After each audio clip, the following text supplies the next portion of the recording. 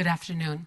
I represent the Maintenance Cooperation Trust Fund. You have before you, I believe, a handout that we developed for today's hearing that explains our organization, and it also highlights the fact that there is a myth amongst enforcement agencies at times that if workers do not come forward, there isn't a problem.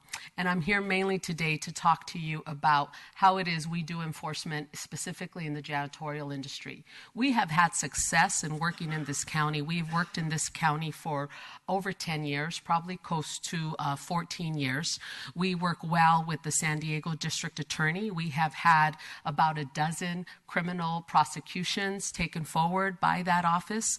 We work closely with the whole alphabet soup of enforcement agencies. We work closely with the Labor Commission. One of the reasons that we have developed productive relationships with this agency is because we are a field operation program. We have 4 individuals who work full-time here in San Diego, and they are out in the buildings all different hours of the night, in office buildings from 5 p.m. to 2 in the morning. If it's retail, big box, it's generally around midnight to 8 or 9 a.m. in the morning. And we're looking to make contact with janitors to explain their rights are, to get information, to build more of a relationship at home where we could speak more comfortably about the situation. This is an awful lot of effort to put into tracking down employees. One would think that if they don't come forward, it's because there's not a problem. Well, the reason that we were developed was because, unfortunately, the janitorial industry has evolved very similarly to garment and construction, where we know, as our colleagues at ERC and CPI have noted, there is rampant wage theft in these industries. There is also rampant workers' comp fraud. There is also rampant tax fraud. Because unfortunately, there's a big chunk of our economy that's underground. That's the underground economy. And so although I appreciate the extensive list from the Treasurer's office, and I commend that work, and I hope that work continues. My concern is these players are all people who are reporting themselves to Uncle Sam and saying, I run a business, these are my employees, these are my payroll tax. 50% of the employers that the Maintenance Cooperation has looked at are underground. They do not report to anybody. The case on this flyer, the Good Neighbor Services cleaned Hotel Coronado, La Costa Resort and Spa, Hilton. I mean, there's names I can't even pronounce on here, but very luxurious, high-end hotels that one would think there's no way they would contract with this kind of operator. We referred this case in 2010 to the Labor Commission. I didn't get a call from the DA's office until 2014. That they accepted it for investigation. Then in 2015, I got a call to show up at this press conference because I found out that this was the largest case in the history of the district attorney's office.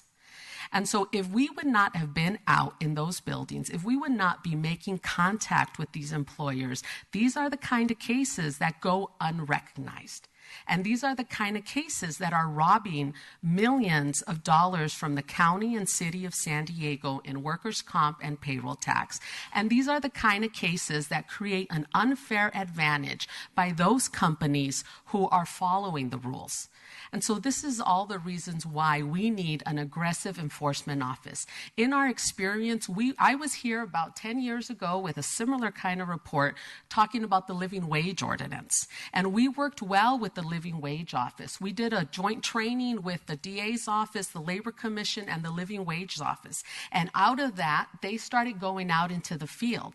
They started having support in when they find themselves in difficult situations. And then we started seeing the numbers grow. We had 3 criminal prosecutions of city vendors by the San Diego District Attorney Office that our office referred forward. So this is something that we need to understand, that we're talking about predatory employers. We're talking about something where it hurts responsible businesses, not just the workers, and we need an aggressive field enforcement office, and we look forward to working with the city on doing so. In this report, we surveyed about 150 property service workers. And I should add that our colleague at the Center Center for Policy Initiatives, they surveyed about another 50. We just were unable to get our information together, but they found about the same information. So we found that despite, I'm just going to refer you to this and to just show that we found significant noncompliance in these work sites. Thank you so much.